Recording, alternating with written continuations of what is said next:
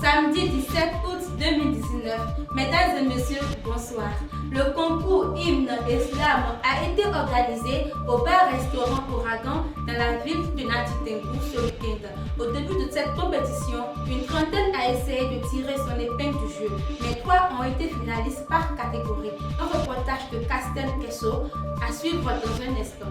Toujours à Nati Tengou, les jeunes apprenants optent par différentes distractions pour occuper leur temps libre. En cette période de repos, certains se donnent à des activités de loisirs qui s'imposent à eux. Les raisons de ces contraintes sont à suivre dans un instant. Le monde continue de pleurer l'artiste ivoirien DJ Arafat.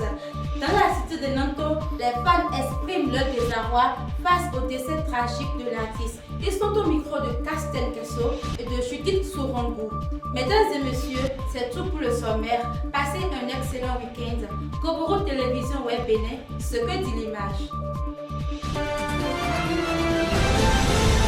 Diversifier les différentes méthodes de promotion et de sensibilisation sur la santé de la reproduction des adolescents et des jeunes et de la lutte contre les violences basées sur le genre, tels sont les objectifs du concours Slam et Hymne qui a fait vibrer la cité de Nanto ce week-end. Le podium du bar-restaurant Ouragan a été en effervescence grâce à cet événement qui porte la signature du projet Ben 09 SRJ Couspé et qui a bénéficié de l'appui de l'UNFPA. Pour les organisateurs, cette compétition est un pari gagné.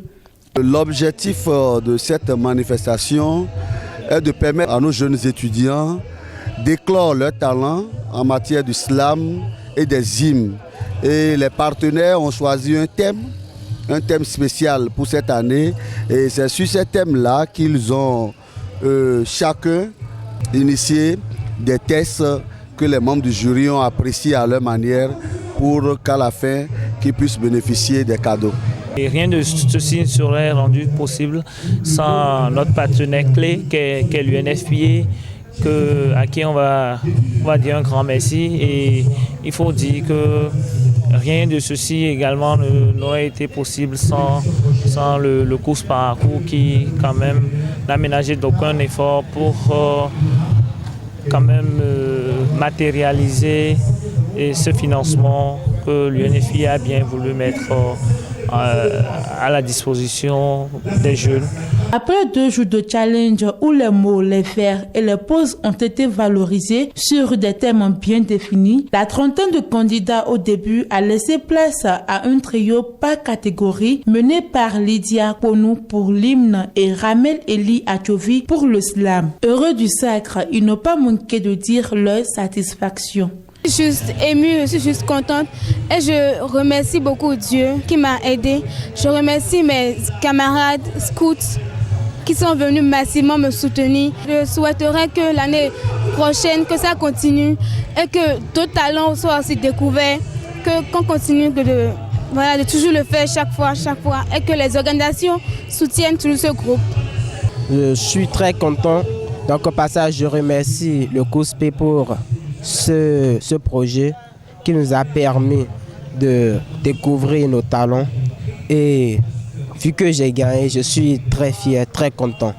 Parce que mes comparateurs, mes camarades, les candidats n'ont pas du tout démérité. Je souhaite que ce soit un projet qui puisse se faire toutes les années et inviter beaucoup de camarades à participer. Ainsi, on va dénicher plus de talents et promouvoir les VBG et la santé sexuelle et reproductive. À Nati Tengou, les mots ont combattu les mots et le slam a vécu pour le bonheur d'un public qui a massivement effectué le déplacement pour vivre cet événement inédit. À présent, les regards sont tournés vers la prochaine édition avec d'autres innovations. C'est les vacances. À Nati Tengou, écoliers, élèves et étudiants s'occupent chacun de son côté. Période de vacances oblige. Priorité est donc donnée aux distractions pour combler ces instants de repos. Présentement, je suis en distraction.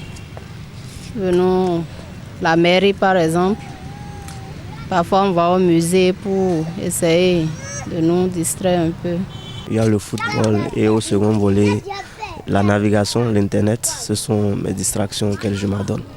Si certains arrivent à se contenter de ce que leur offre le chef-lieu du département de la Takora, d'autres par contre espèrent mieux et désirent plus. J'aurais choisi d'autres si on avait la chance d'avoir des lieux publics où aller se distraire.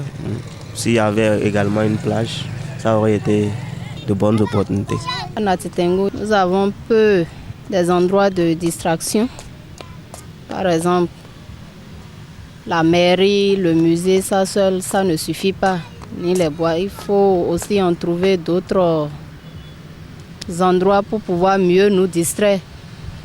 Et nous voulons bien avoir d'autres pareils de distraction si on en trouvait bien. Ça nous fera beaucoup plaisir. Comme dans certaines villes du Bénin, les jeunes de Nati Tengu, eux aussi, sont confrontés à ce problème de cadre adéquat pour des distractions saines en période de vacances. Dans la ville de Nati Tengu, il n'y a pas grande chose, si ce n'est malheureusement pas les buvettes.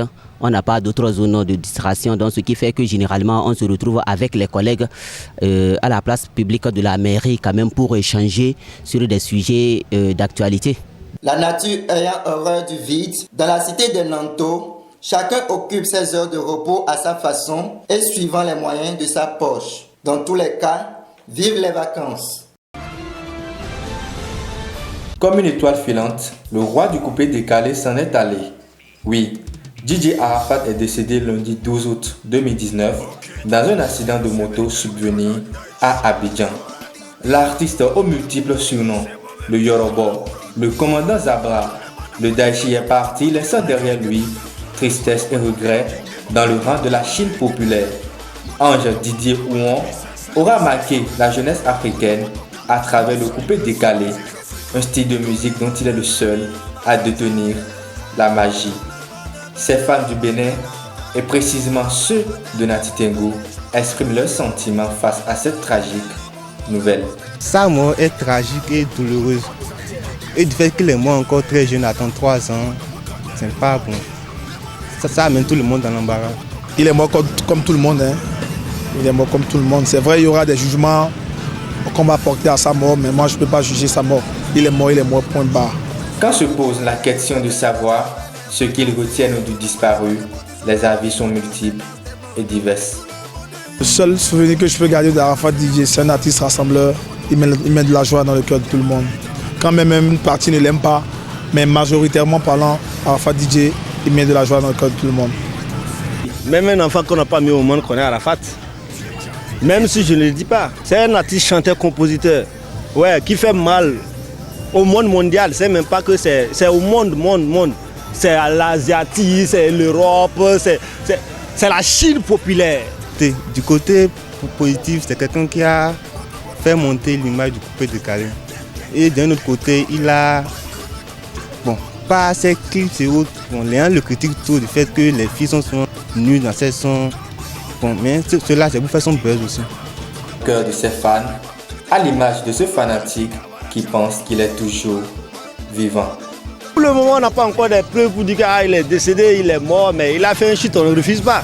Ange Didier Ouon, alias DJ Arafat, est parti, laissant derrière lui une multitude de chansons, une veuve et des orphelins, mais également ses fans qui n'oublieront jamais ses chansons. Il y a pas l'homme, il y a beaucoup de gens qui disent que je suis le poli de terre.